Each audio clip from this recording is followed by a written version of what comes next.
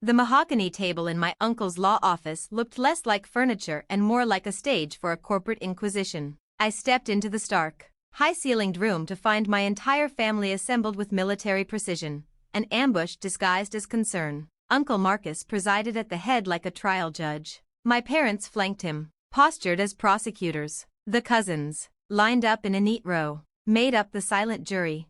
I'm Isabella Torres. At family dinners, I'd become the niece who's still figuring things out. Translation, a disappointment. At 28, I'd chosen to build a tech company from scratch instead of climbing the well-worn ladders of law, medicine, or finance, the only careers this family deemed respectable. Isabella, we appreciate you coming, Uncle Marcus began, motioning toward the solitary chair facing them. The view from his office windows showcased downtown skyline, steel, glass, and success, all courtesy of Torres and Associates, the family law empire he'd built brick by billable brick. I took my seat, fully aware of the setup. One chair, one target, me. My phone rested silently beside me, volume on. As always, I wasn't expecting this meeting to last long, not when my board meeting was in 3 hours, and a career-defining announcement was scheduled for release in 6. Still, they looked at my jeans and hoodie and saw failure. We're worried, my mother began, hands folded neatly like she was preparing to deliver a funeral eulogy. About your company, about your choices, about your future. My father added with grave concern, Mija, we've let you explore this tech phase, but it's time to be realistic. A phase, that's how they described quantum dynamics, the AI company I founded 4 years ago. To them, I was just playing startup CEO in coffee shops, chasing a Silicon Valley fantasy. Cousin David leaned forward, Harvard law ring glinting like a gavel. You know the stats, 9 out of 10 startups fail. This isn't judgment, it's just facts. Maria chimed in from behind her MBA diploma. The AI space is overcrowded. Without powerful allies or connections, there's no traction. What they didn't know was that quantum dynamics had quietly rewritten the playbook on machine learning, and 3 of the world's biggest tech giants were already licensing our tech. But they heard AI and pictured chatbots. They saw my independence and assumed instability. Uncle Marcus stood, the weight of his tailored suit lending extra gravity. We called this meeting because sometimes family needs to deliver hard truths. Your company is collapsing, and it's time to cut your losses. The irony was brutal. A family of attorneys obsessed with evidence hadn't done the most basic research on what I'd built.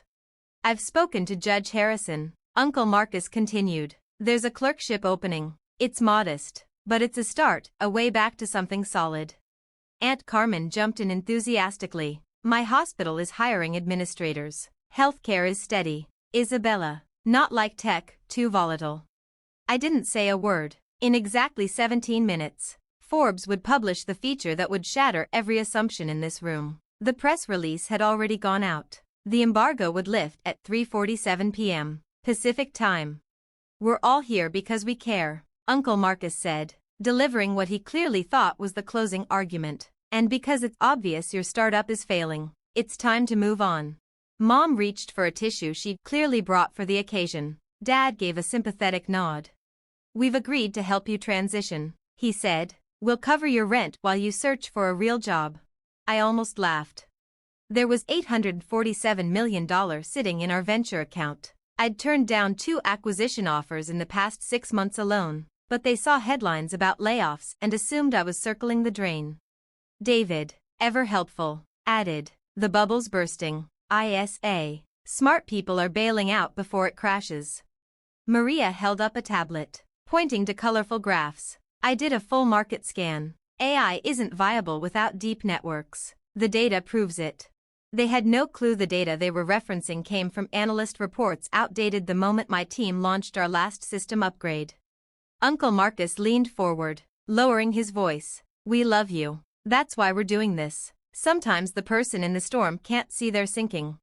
Then, right on cue, my phone rang.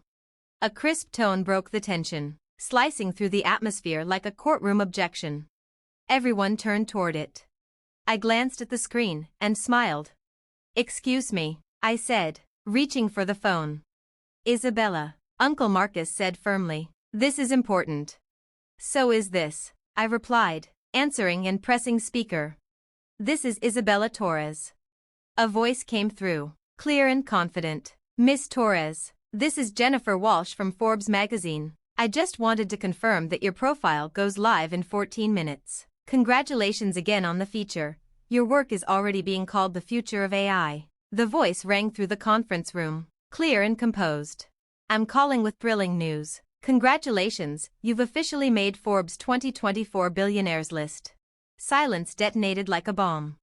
Uncle Marcus's jaw dropped. Mom's tissue slipped from her fingers. David's Harvard ring clicked against his glass as his hand trembled. Following our independent valuation of quantum dynamics and your personal equity, Jennifer continued, unaware she was shattering years of condescension. Your net worth stands at $3.2 billion. That makes you the youngest Latina billionaire in American history. I watched the expressions around the table morph from confusion to disbelief to the slow, painful realization that everything they thought they knew about me was wrong. The article goes live in 15 minutes, Jennifer added. We've already received interview requests from CNN, CNBC, and 60 Minutes. Your assistant said to coordinate through you directly. Thanks, Jennifer, I said, my tone calm and precise. My PR team will send the assets within the hour. Perfect. And Miss Torres, our audience is especially fascinated by your AI innovation, especially its potential impact on autonomous transport. The technology will speak for itself, I replied, glancing at Uncle Marcus, who now looked as if the floor beneath him had started to shift. But I appreciate Forbes shining a light on what we're building. Looking forward to our feature follow-up. Congratulations again, Miss Torres. It's a historic moment. The call ended. I placed my phone back on the table and faced the stunned room. Sorry about that. You were saying something about my startup failing? Uncle Marcus blinked slowly, as if rebooting. The billionaire list? 3.2 billion? I gave a slight nod. Based on Friday's numbers, though with the acquisition offers coming in, that valuation might jump. Mom clutched her pearls like a woman in a soap opera. Acquisition offers? I scrolled through my inbox. Microsoft, Google, Apple, and Tesla have each submitted formal proposals. Tesla's most recent offer, $4.7 billion for a 60% stake. David's Harvard confidence crumbled in real time. But, you work from cafes. You still drive that Prius. I smiled. I like the creative energy of cafes, and the Prius gets excellent mileage. I also happen to own the buildings housing 3 of those cafes, plus a $400 million portfolio in renewable infrastructure. The silence turned heavy. Maria, wide-eyed, stammered. But, my market analysis said AI startups are tanking. Some are, I said simply, the ones chasing trends instead of building the future. Quantum Dynamics holds 47 patents in machine learning. We don't follow markets, we define them. Uncle Marcus slumped in his chair, visibly deflating. Isabella, we didn't know. No, I said, you never asked. I stood and walked toward the floor-to-ceiling windows. The skyline glinted in the late afternoon light, a city about to be reshaped by technology my team had created. You saw a young woman breaking the mold and assumed she was broken. You heard startup and thought struggle, not revolution. My phone buzzed again, a text from my assistant. 3 more interviews, 60 minutes confirmed. Mayor's office wants to speak about the Economic Development Council seat. I turned the phone toward them. The mayor wants me to lead the city's innovation initiative. Dad found his voice, tentative. Mija, we were trying to help. Help? I turned, voice steady. You staged a family intervention without a single question about my work. You offered me a clerkship and an admin job while I was negotiating multi-billion-dollar IP licensing. You assumed failure because I didn't fit your idea of success. Aunt Carmen spoke, voice small, but, you never told us. I tilted my head. And would you have believed me, or chalked it up to delusion? I sat down again, no longer on trial, but conducting court. I thought the results would speak for themselves. Clearly, I overestimated your curiosity. My phone rang once more. Caller ID, Goldman Sachs. Excuse me, I said, answering and tapping speaker. Isabella Torres. Miss Torres, Patrick Chin here from Goldman Sachs Private Wealth. We saw the Forbes release and would love to assist with your portfolio restructuring. With holdings at this scale, we recommend a custom tax strategy and philanthropic architecture. Please coordinate with my assistant. We'll also need to discuss foundation planning. Absolutely. And congratulations again, extraordinary accomplishment. I ended the call. Foundation planning, I echoed. I'm launching the Torres Innovation Foundation, $200 million to support STEM programs for underrepresented students. Maria looked like she'd been physically struck. 200 million? This family always said education mattered, I said. Now I'm putting real weight behind that principle. Uncle Marcus leaned forward, lawyer mode flickering back to life. Isabella, clearly we misjudged things, but now that we know, maybe we can support you. Legal guidance, family networks, financial insight? I raised a hand. My legal team is with Cravath. My IP attorneys are the best in the country. And as for networks, I've built my own. I rose again, gathering my phone and jacket. I prefer innovation over inheritance. My phone buzzed with another call. I glanced down, smirked, and declined. 60 minutes, I'll call them back later. That casual dismissal of 60 minutes finally drove home the scope of what they'd overlooked. Mom's voice was soft. And now? What happens with us? I looked at them, people who once loved me, judged me, dismissed me. Now, I said, we redefine family. Not by shared blood, but by shared belief. Not by who wants to fix you, but who sees you. David's voice cracked the silence. How do we do that? I smiled, the first genuine one of the afternoon. You could start by asking me what I actually do. What problems quantum dynamics is solving. What we're building for the world. Uncle Marcus nodded slowly. And maybe, we stop assuming you need our approval. Now that would be revolutionary. I started toward the door, then paused. Oh, about those clerk and admin positions? I turned and gave them a parting smile. Let them know I'm unavailable. I appreciate the thought, I said, reaching for the door, but I'm a bit busy reshaping the global tech landscape. My hand brushed the door handle just as my phone rang again. I glanced at the caller ID and smiled. This should be fun, I said, placing the call on speaker. Miss Torres, this is the President's Science Advisor. We've been following your work in AI and climate modeling. The President would like to discuss appointing you to the National Science Foundation Board. Would you be available for a call with the White House tomorrow? I turned back toward my still speechless family. Let me check my calendar. I might have a window between the Forbes photoshoot and the Senate hearing on AI regulation. Excellent. We'll coordinate with your staff. Congratulations again, Miss Torres. This country needs more leaders like you. The call ended. The silence that followed stretched long and awkward. Finally, Uncle Marcus found his voice. Senate Subcommittee? I nodded. They want guidance on regulating AI. Turns out, when you hold patents that shape multiple industries, people want your input. I opened the door, then paused one last time. Sunday dinner at Mom and Dad's?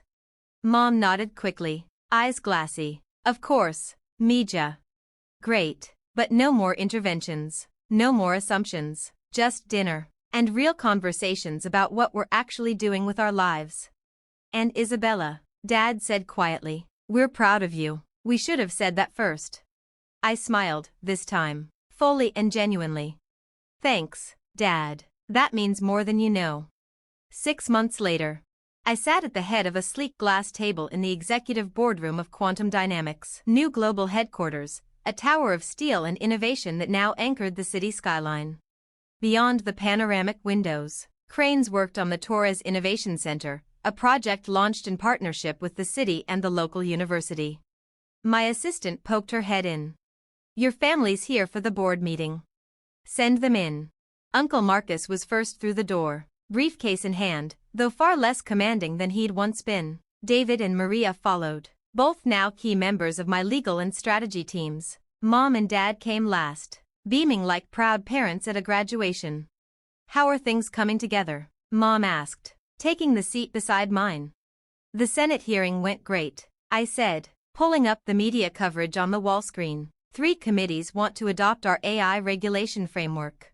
And the foundation? Dad asked. First round of scholarships was awarded yesterday, 200 students starting STEM programs this fall. David leaned forward, interested. What about the autonomous vehicle partnerships? Signed this morning, I said. Tesla, Ford, and Toyota are officially licensing our core algorithms. First rollout begins within 18 months. Maria grinned. Remember that market analysis I did? The one that said AI was collapsing? I laughed. Yeah, it aged like milk. But now you know to study the tech before the trends. Uncle Marcus opened his briefcase and pulled out a thick folder.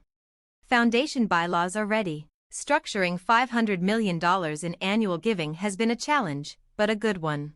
Dad nodded. When I saw those scholarship recipients, I finally understood why you built all this.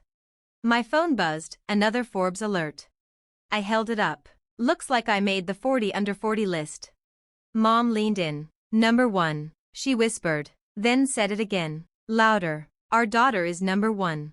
Our niece, Uncle Marcus added with a grin, the one we thought was failing.